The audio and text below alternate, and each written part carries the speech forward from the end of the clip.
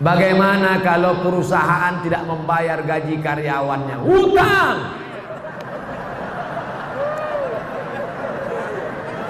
Kalau aku berhutang pada satu orang saudaraku, nanti ku cari engkau di padang mahsyar, insya Allah jumpa kita. Tapi kalau yang aku berhutang kepada karyawan 1000 orang, wahai perusahaan-perusahaan, kau bayarlah sekarang, daripada kau cari mereka di akhirat nanti. Sedangkan di Sumatera aja payah mencarinya, apalagi di padang mahsyar. Hai pimpinan perusahaan-perusahaan, hai manajer-manajer, hai GM, yang Ustaz tunjuk ini siapa? Kamera. Mana tahu kebetulan dia nonton streaming. Bayar hutang, bayar. Al-wa'du dain, janji adalah hutang, dan hutang akan diminta pertanggungjawaban di hadapan Allah. Sekecil apa hutangmu? Faman ya'mal mithqala dzarratin khairan yara. Hutang sebesar biji sawi akan dituntut di hadapan Allah Subhanahu wa taala. Bapak Ibu calon jamaah haji, sebelum berangkat bayar hutang-hutang. Bapak nangis kenapa? Hutang saya banyak Pak Ustaz. Tapi Bapak kaya, masa nggak sanggup bayar hutang? Bukan nggak sanggup bayar, orangnya nggak tahu di mana Pak Ustaz. Hutang apa? Dulu waktu sekolah makan bakwan 3 bayar 1.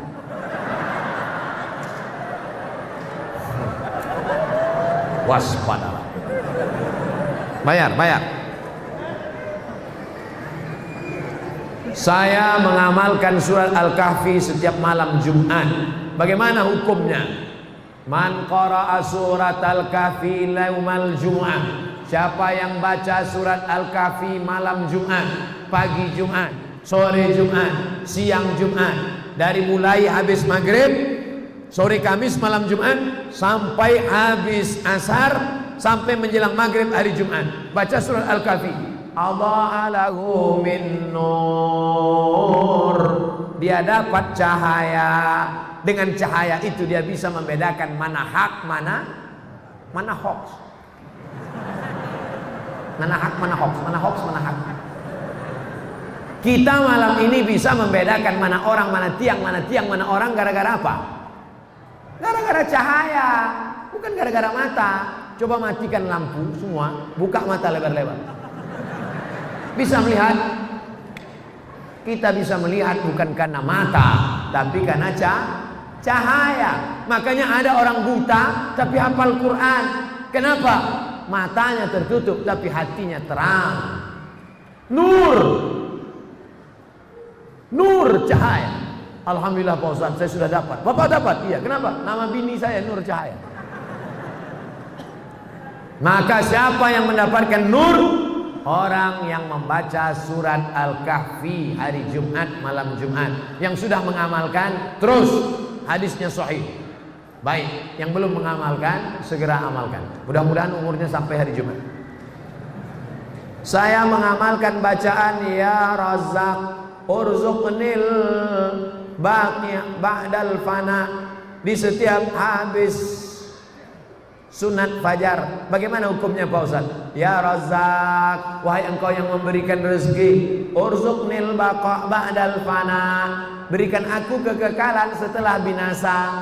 Setelah tanganku binasa dimakan cacing tanah, setelah mataku binasa dimakan ulat, berikan aku kekal abadi. Setelah, apakah doa ini salah? Tidak salah. Silakan amalkan. Ya Razzaq, wahai engkau yang memberi rezeki, wahai engkau yang memberi rezeki, urzuqnil baqa ba'dal fana, berikanlah aku kekal setelah binasa. Binasa dunia tapi aku tidak binasa. Selama doa itu tidak salah menurut akidah, maka tidak salah diamalkan. Tapi kalau diajarkan doa, wahai penjaga laut, penjaga sungai, penjaga pohon kayu, datanglah, datang. Itu doa manggil hantu. Nanti pas setelah itu hantunya datang, what can I do for you? Syukran kasiran Ustaz, afwan.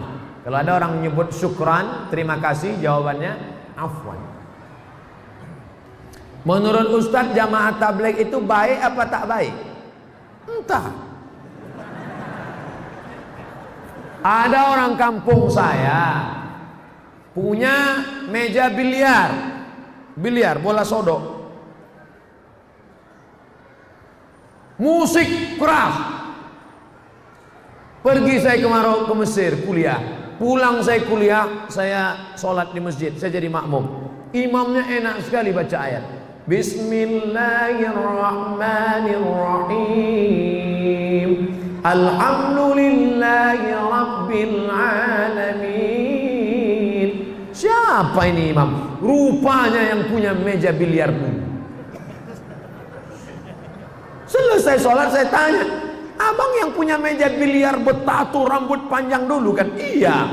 Kok bisa abang sekarang? Ada jamaah tabligh datang ke meja biliar.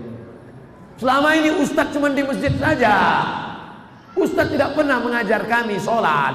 Jamaah tabligh datang, kami marah-marah. Jamaah tabligh, pergi keluar, nanti ku pukul kepala. Besok dia datang lagi.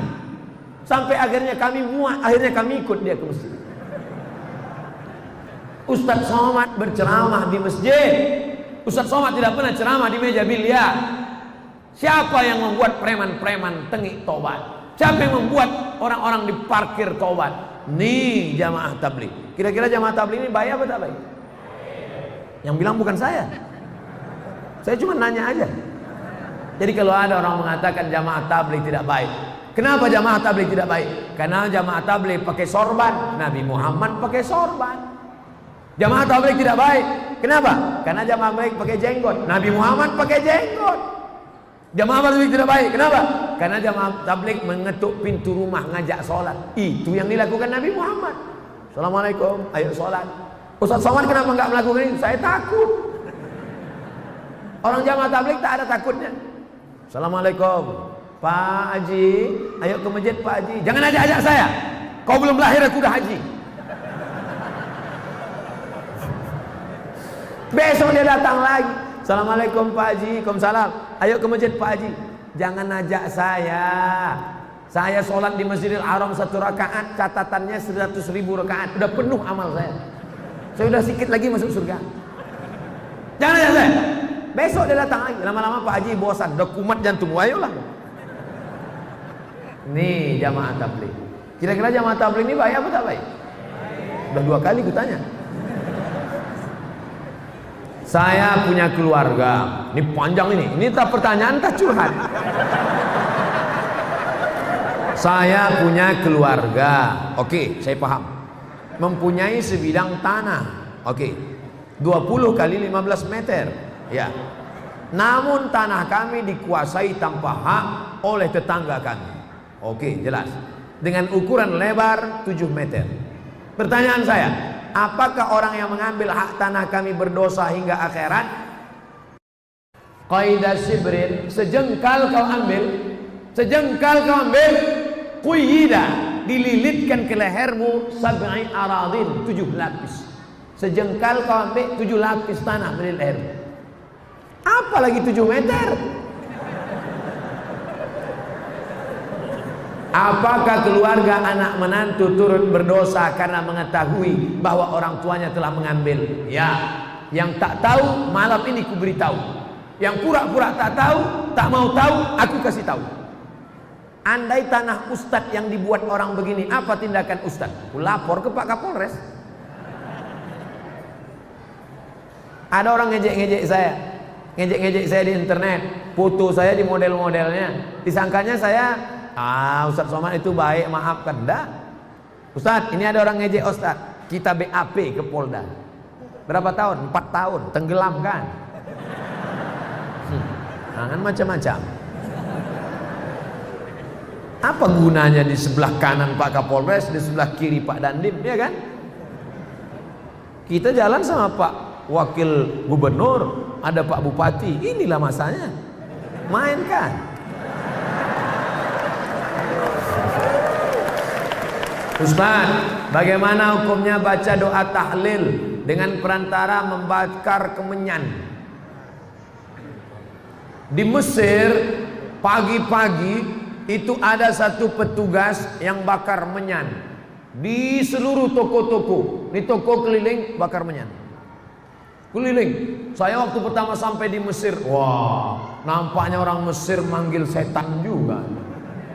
Setelah lama-lama di Makkah, saya lihat menyan itu berbungkal-bungkal. Rupanya menyan itu bukan mau manggil setan, tapi untuk pengharum ruangan.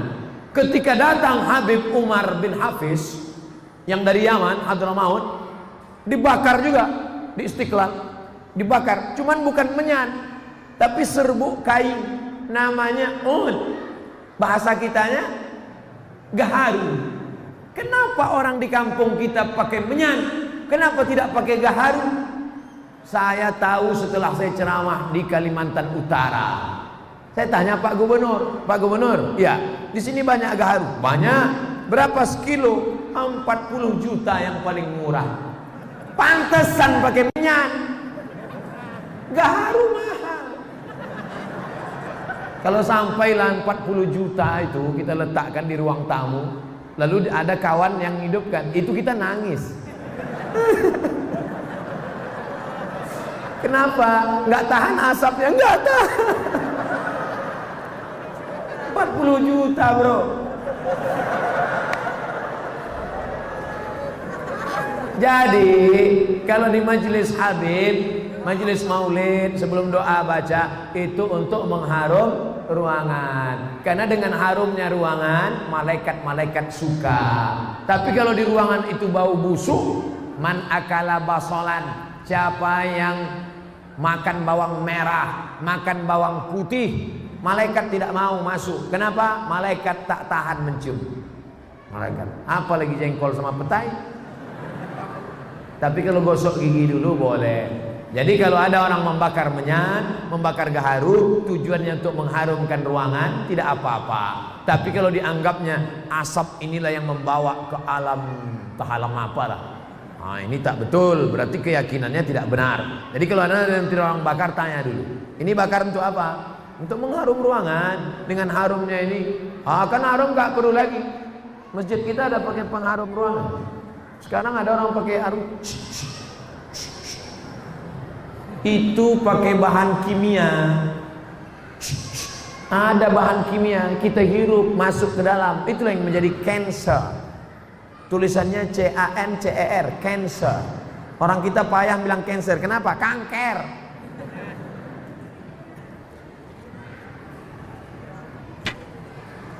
Bagaimana mengajar suami untuk selalu ke tempat majelis, sementara beliau seorang mu'allab. Doa pun kami sebagai istri sudah mendoakan Pak Ustadz. Ini kekeliruan sebagian istri-istri. Hai istri-istri, kalian banyak keliru menghadapi suami. Setelah kalian ngaji, lalu setelah itu kalian pulang ke rumah, suami kalian ceramah. Hai suami, sini sebentar. Assalamualaikum warahmatullahi wabarakatuh. Hai suami, bukan begitu caranya. Bahannya dari mulut ibu, tapi pakai lidah wali. Perempuan punya wali 6. Abang, wali perempuan ada 6. Ayah, kakek, abang, adik, abang ayah, adik ayah. 6 wali kalian, bu. Lapor ke wali, nanti wali yang menasehati dia. Menantuku, hei adik iparku, sini sebentar. Begitu. Makanya laki-laki mesti ngerti. Nanti kalau abang ipar kalian menasehati, itu bukan dia intervensi. Jangan kamu ngomong, Pak, ini keluarga kami, jangan intervensi kami. Nah, ini nggak ngerti keluarga.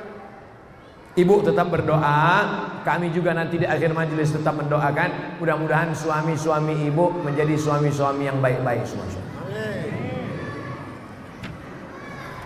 Ahlan wa sahlan Ustadz di kota Pala, Fakfak. Semoga Allah senantiasa memberikan kesehatan dan keselamatan. Amin. Bagaimana hukumnya orang tua menolak pinangan laki-laki disebabkan karena keturunannya, padahal laki-laki tersebut baik agamanya? Hai para jomblo-jomblo, tenang, Allah bersama kalian. Takbir. Kuat takbir jomblo. Hai bapak-bapak, hai ibu-ibu yang punya anak gadis, dengar baik-baik. Idza ja'akum man tardawna dinahu, kalau datang kepadamu laki-laki baik agamanya, wa khuluquhu, baik akhlaknya, baik agamanya, baik akhlaknya, 2 saja. Jangan kau cari macam-macam, dua saja. Baik agamanya, baik akhlaknya. Fazawwijuhu, nikahkan dia dengan anak gadismu, nikahkan dia dengan adikmu, nikahkan dia dengan cucumu. Illa taf'alu, kalau itu tidak kau lakukan, takun fitnatun fil ardi wa fasadun arid, akan terjadi fitnah yang besar. Kalau mahar mahal, maka zina murah. Maka kalau datang nanti anak lajang ini meminang anak gadismu, meminang adikmu, meminang cucumu, baik agamanya, baik akhlaknya, nikahkan. Siap? Yang bilang siap itu yang punya anak gadis, bukan yang mau minang.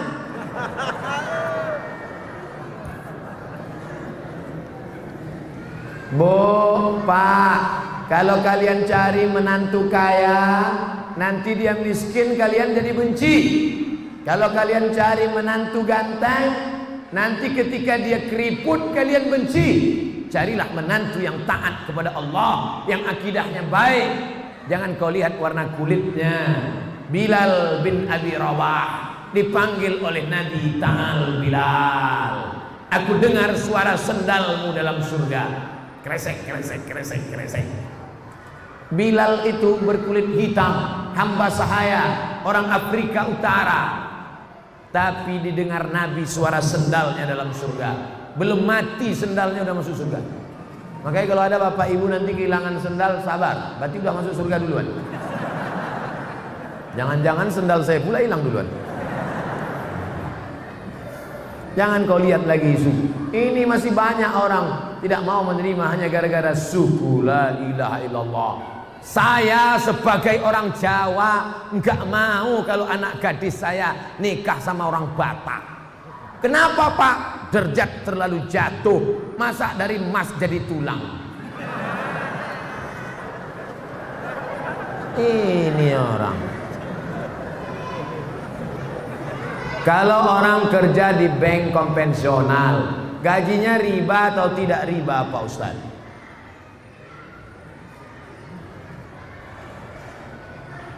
La'anallahu akilar riba. Allah melaknat orang yang makan riba. Wa mukilahu, orang yang mewakilkan, orang yang dibeli, orang yang diberi. Yang pertama yang makan, yang kedua yang diberi. Wa katibahu, pegawai pencatat administrasinya. Wa syahidaihi, yang menjadi saksinya. Kulluhum sawa, keempat-empatnya makan riba. Saudaraku yang di konvensional, pindah kalian ke BNI Syariah, Bank Syariah Mandiri, Bank Muamalat. Gak bisa Pak Ustadz, belum ada. Oke, mudarat boleh. Darurat tingkat tinggi. Ustadz, kalau saya keluar dari sini, istri saya sedang hamil tua, motor saya masih kredit rumah. Stop, jangan cerita, aku tak tahan mendengar. Oke, kerja aja situ sampai dapat kerja yang lain. Nanti kalau sudah dapat kerja lain, resign dari situ. Ustaz, bagaimana batas-batas wanita berhias keluar rumah, pakai make up? Banyak perempuan sekarang mukanya putih, tangannya hitam.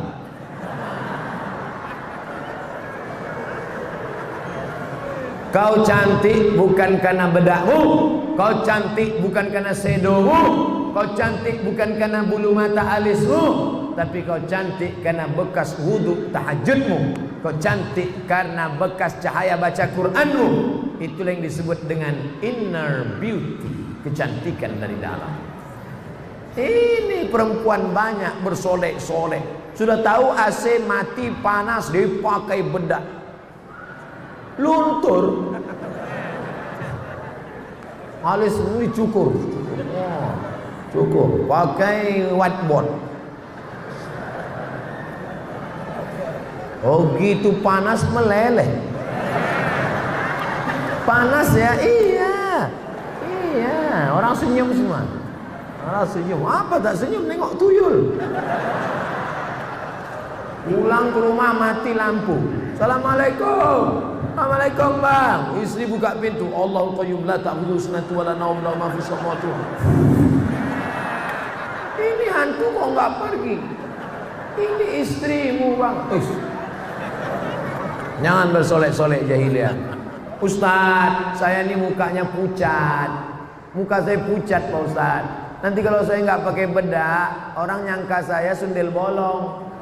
Pakai natural, sekedar warna kulit boleh. Pakai minyak wangi menghilangkan bau ketiak, bau bawang boleh. Tapi kalau sampai bau parfum dipakai di luar, imam hilang konsentrasi. Wala na'budu ma'abattum wala antum 'abiduna wala na'budu ma'abattum sampai hilang lakum dinukum waliyani. Yang biasa sekedar menghilangkan bau ketiak boleh, itu namanya natural. Bagaimana konsep pendidikan anak dalam Islam? Sejak dalam kandungan hingga jadi anak soleh, hafiz Quran 30 juz. Ada orang mengatakan mendidik anak itu sejak SD. Sejak SD baru bisa dididik. Ada lagi yang mengatakan mendidik anak sejak pandai berjalan. Tapi yang paling tua pendapat, mendidik anak adalah sejak mencarikan ibunya. Aminah ibunya, maka lahirlah anaknya Al-Amin. Al-Amin akan lahir dari Aminah. Tapi jangan gara-gara ini nanti bapak pulang ngomong sama istrinya, gara-gara kau tidak Aminah, maka anak kita tidak Al-Amin. Yang kalian yang lajang-lajang, yang belum menikah, mudah-mudahan ditemukan dengan Aminah. Yang ngomong amin yang belum nikah. Ini anak udah 2, amin. Gak tahu dia istrinya nengok dari atas. Awas. Bapak Ibu yang dimuliakan Allah, cari istri solehah. Dia nanti akan mendidik anak-anak kita. Kita pergi petang, pergi pagi, pulang petang, peras keringat, banting tulang. Kita pergi pagi, anak belum bangun tidur. Kita pulang malam, anak sudah tidur. Kita jarang pulang, nama Toib. Siapa yang mendidik anak-anak kita? Nih mereka. Didik istri soleha. Istri soleha saat mengandung anak dibacakannya Al-Quran. Bismillahirrahmanirrahim. Amma yatasa'alun 'anil naba'il 'azim alladzi hum fihi mukhtalifun kalla saya'lamun. Masya Allah, 3 kali ganti. Macam penerbangan juga.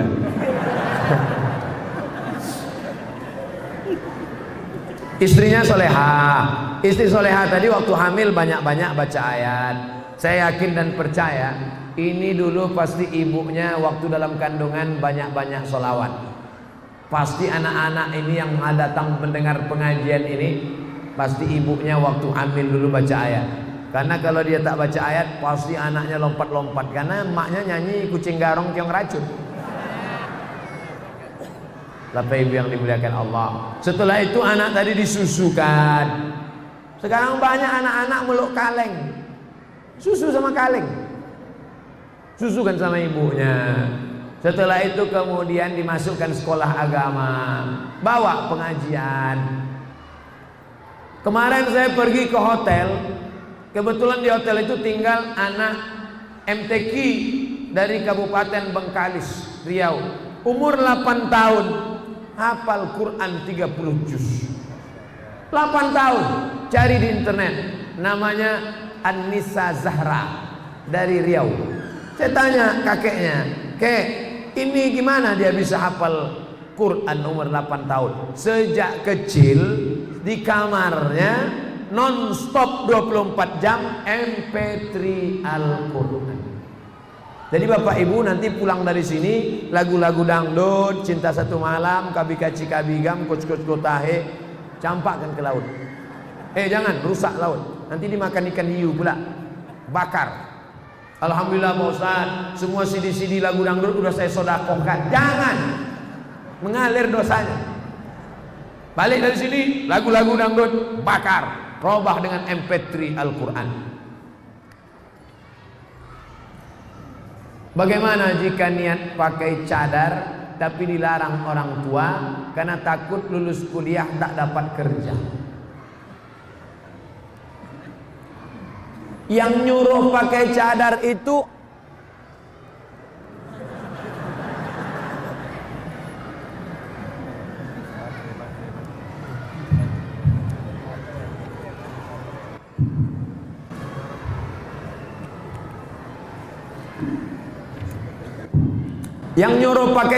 itu Allah apa ustaz?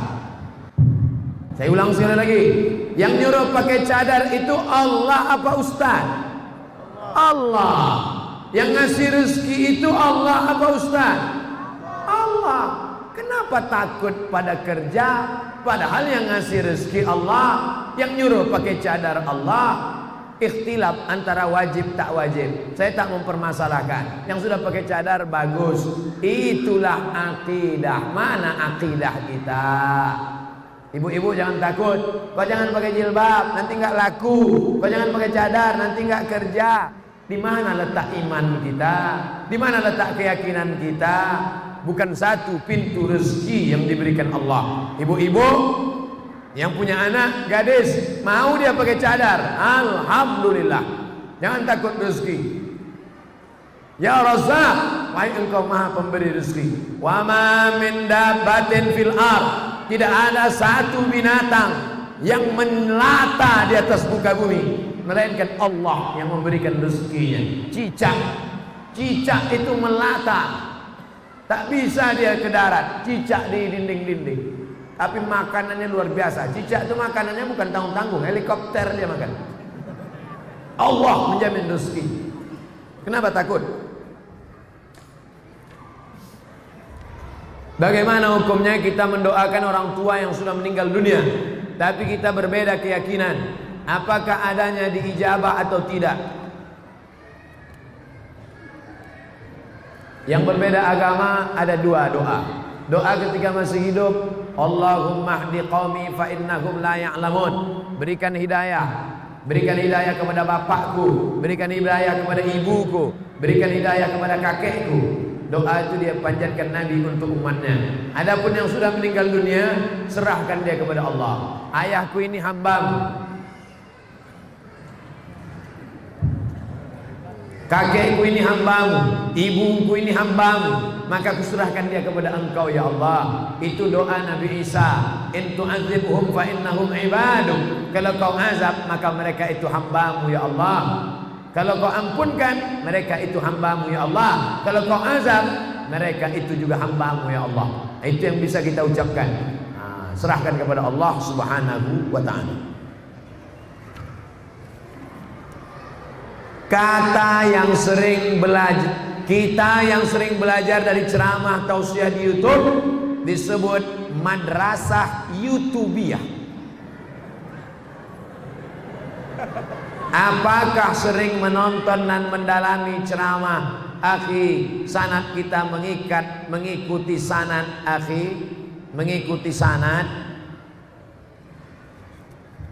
Apakah kalau kita mengambil ilmu dari YouTube, dari Google, itu bisa dianggap punya ilmu yang benar? Ya. Yang paling tinggi kualitasnya namanya sama. Sama itu artinya mendengar langsung. Saya mendengar hadis ini dari Syekh Mahmud Abu Hashim. Syekh Mahmud Hashim mendengar hadis ini dari Sayyid Muhammad. Sayyid Muhammad mendengar hadis dari Sayyid Alawi. Sayyid Alawi mendengar hadis dari Sayyid Abbas Al-Hasani Al-Maliki. Sampai sanadnya kepada sahabat Nabi namanya Abdullah bin Amr bin As. Abdullah bin Amr bin As dari Nabi Muhammad sallallahu alaihi wasallam.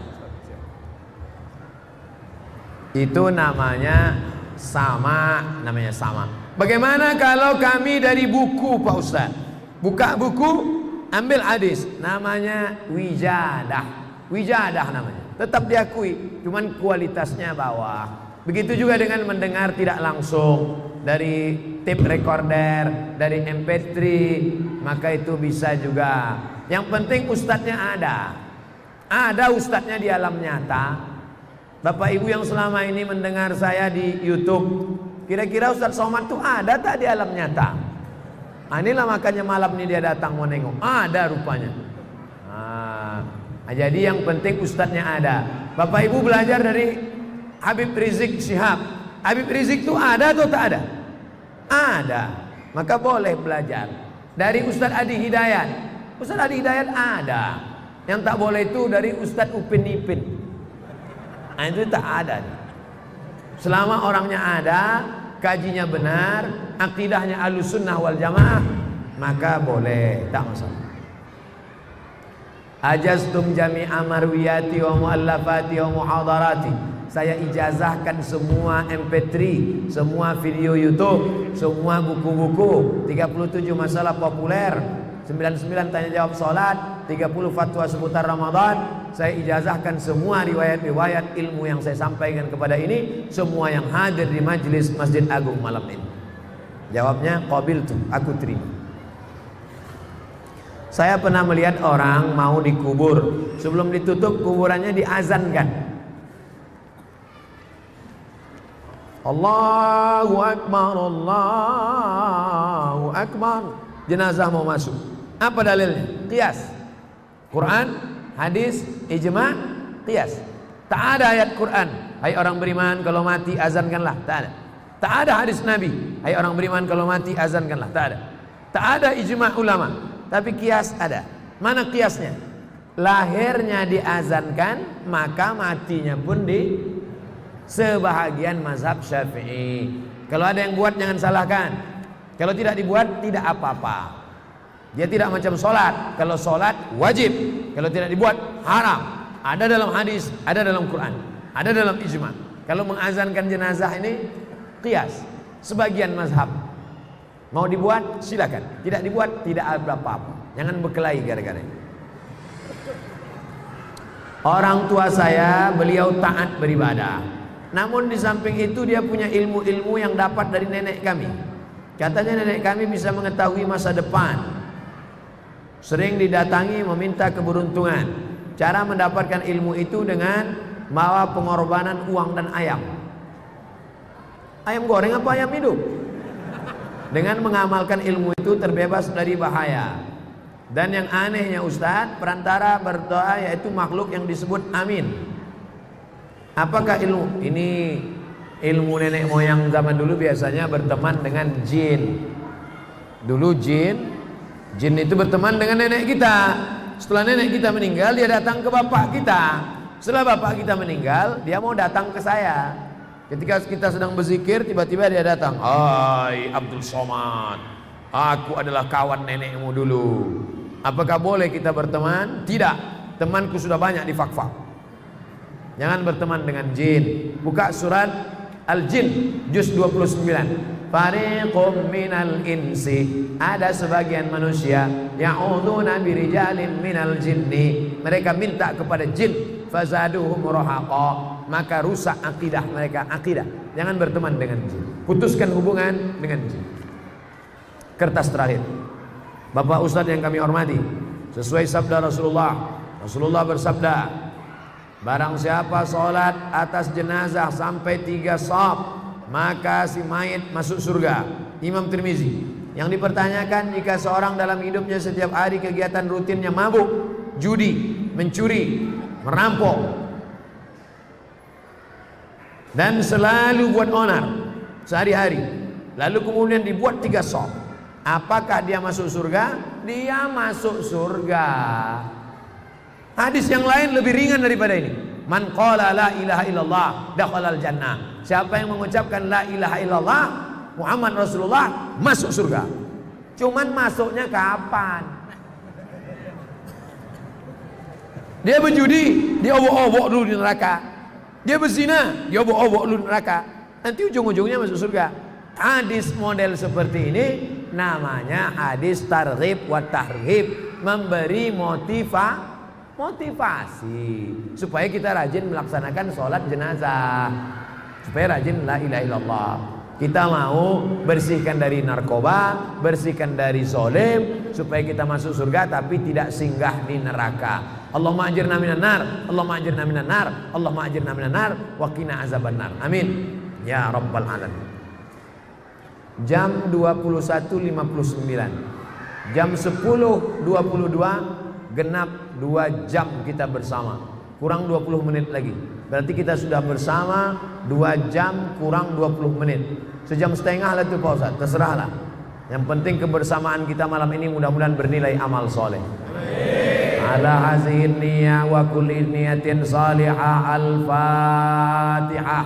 A'udzu billahi minasyaitonir rajim. Bismillahirrahmanirrahim. Alhamdulillahirabbil alamin. Arrahmanir rahim. Maliki yaumiddin. Iyyaka na'budu wa iyyaka nasta'in. Ihdinas shiratal mustaqim. Shiratal ladzina an'amta 'alaihim ghairil maghdubi 'alaihim waladdallin. Amin. Allahumma inna nas'aluka salamatan fid din. Selamatkan akidah kami dan anak keluarga kami ya Allah. Wa afiatan fil jasad. Sehatkan badan kami.